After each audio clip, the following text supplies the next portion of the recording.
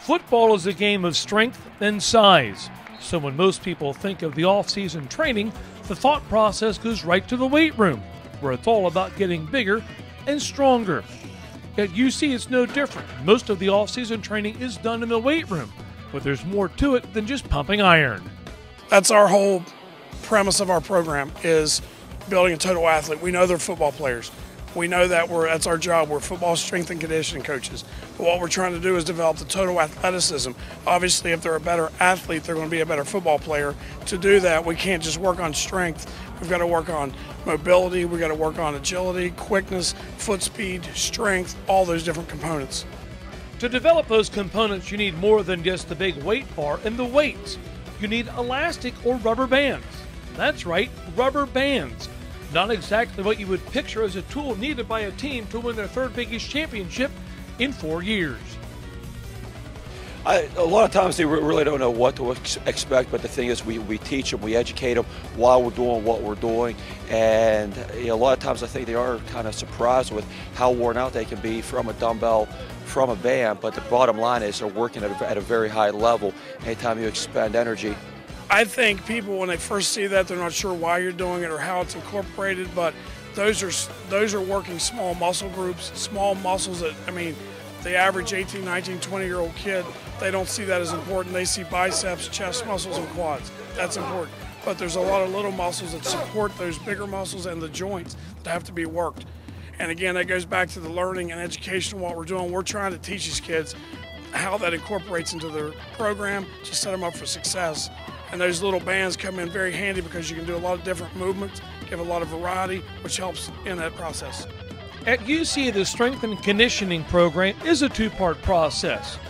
First, to make sure that the athletes are bigger, faster, and stronger. But most importantly, is to make sure that the athletes are safe in this process.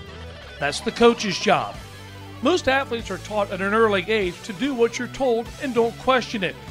At UC, Dave Ross and Mike Sershin tell the kids what to do, but then they tell them why they want them to do it.